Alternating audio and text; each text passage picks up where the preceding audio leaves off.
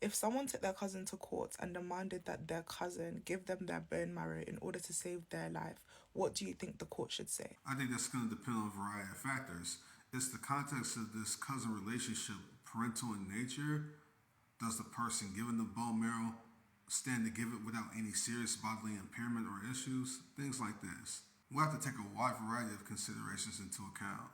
In 1978, this actually happened, and the courts ruled this as revolting to the concept of jurisprudence. Why? Because one citizen does not have a claim to use the body of another for any reason, even if it is to save their life. One of the things I always find interesting in these arguments is when pro choicers talking about needing the body of another to survive, but they never are able to unpack what that truly means.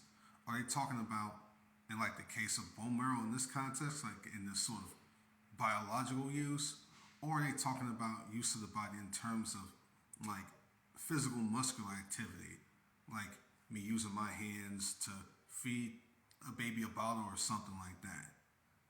Well, if we really unpack what this truly means, are they saying that it's only a certain bodily use that shouldn't be required?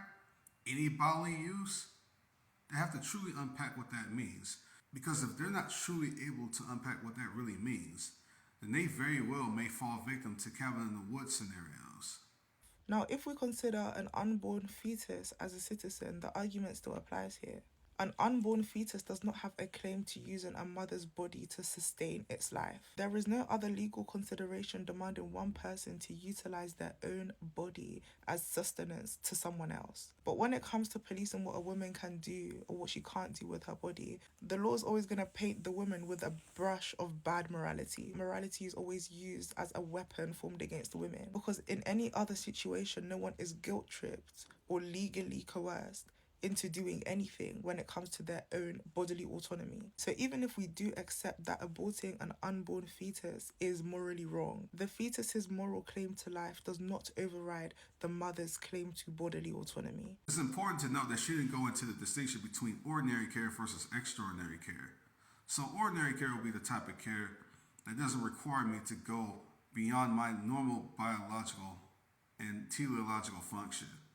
What I simply mean by that is in the baby feeding example, I'm not expending things that are meant exclusively for my flourishing. For instance, I'm not giving my blood, my bone marrow, or any of my organs, such as one of my kidneys.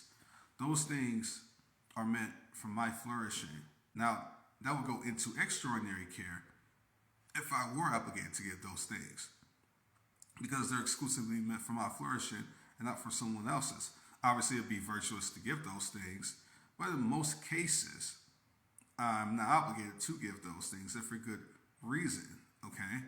But this case with McFall versus Shimp was a case of extraordinary care, not a case of ordinary care.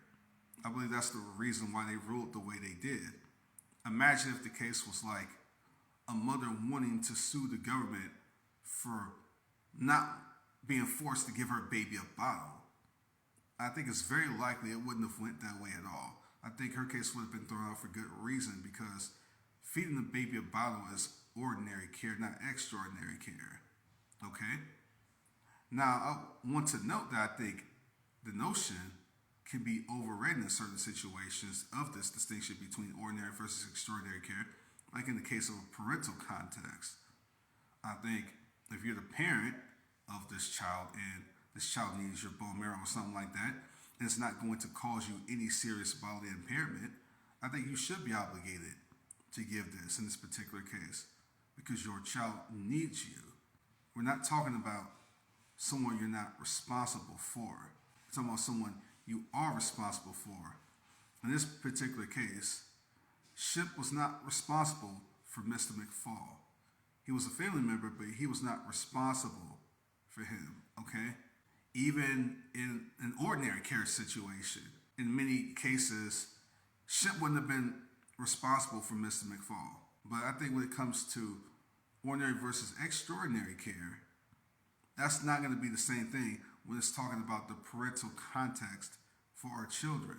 So when you ignore this distinction, you throw out a lot of relevant context that simply does not apply to the case of pregnancy.